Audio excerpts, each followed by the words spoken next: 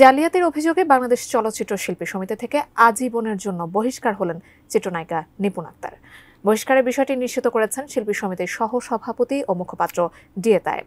19 জানুয়ারি কার্যনির্বাহী পরিষদের মিটিংয়ে সর্বসম্মতিক্রমে এই সিদ্ধান্ত নেওয়া হয়েছে বলে জানা গেছে। বিস্তারিত ডেস্ক রিপোর্টে। চিত্রনায়ক জায়েদ খান ও চিত্রনায়িকা নিপুণ আক্তারের দ্বন্দ্ব শুরু হয় শিল্পী সমিতির নির্বাচন ঘিরে। 2022 সালের ওই নির্বাচনে সাধারণ সম্পাদক পদে নিপুণকে পরাজিত করে ভোটে জয়লাভ করেন জায়েদ খান। তবে নির্বাচনে অনিয়মের অভিযোগ এনে সম্পাদক পদের জন্য মামলা আদালত পর্যন্ত গড়ায়। এরপর দুই পক্ষের পাল্টাপাল্টি মামলায় নানা নাটকীয়তার তৈরি হয়। শেষ পর্যন্ত অমীমাংসিত এই মামলায় সাধারণ সম্পাদক পদে দায়িত্ব পালন করেন নিপুণ আক্তার।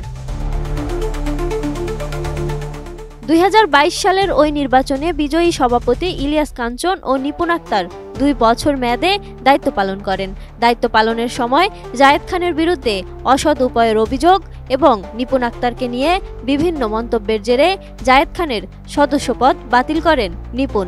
এবার তার দেখানো পথেই আজীবন সদস্যপদ হারালেন চিত্রনায়িকা নিপুণ আক্তার। আপনি কি হার্টের সমস্যা নিয়ে দুশ্চিন্তাগ্রস্ত? স্বল্প খরচে হার্টকে ভালো রাখার সহজ উপায় মাতৃভূমি হার্ট কেয়ারে।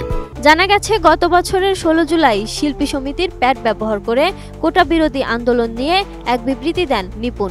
সেখানে নিজেকে সাধারণ সম্পাদক সাবেক বলেই উল্লেখ করেন।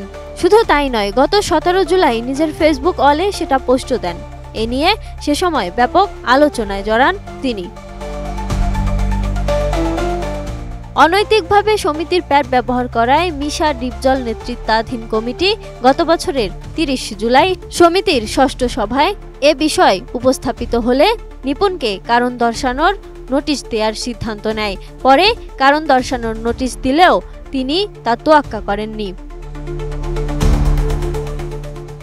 তার আগে বর্তমান কমিটির সাধারণ সম্পাদক মনোয়ার হোসেন ডিপজলকে নিয়ে গণমাধ্যমে কুরুচিপূর্ণ মন্তব্য করার অভিযোগ ওঠে এই অভিনেত্রীর বিরুদ্ধে। গঠনতন্ত্র পরিপন্থী কাজ করায় নিপুণকে নোটিশ দেয় কার্যনির্বাহী পরিষদ।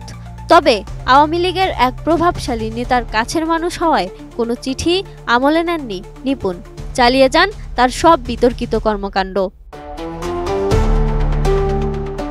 এর পরিপ্রেক্ষিতে অনৈতিকভাবে শিল্পী সমিতির প্যাড ব্যবহার এবং সাধারণ সম্পাদককে নিয়ে কুরুচিপূর্ণ মন্তব্য করার অভিযোগে শিল্পী সমিতি থেকে আজীবনের জন্য বহিষ্কার হয়েছেন নিপুণ আক্তার।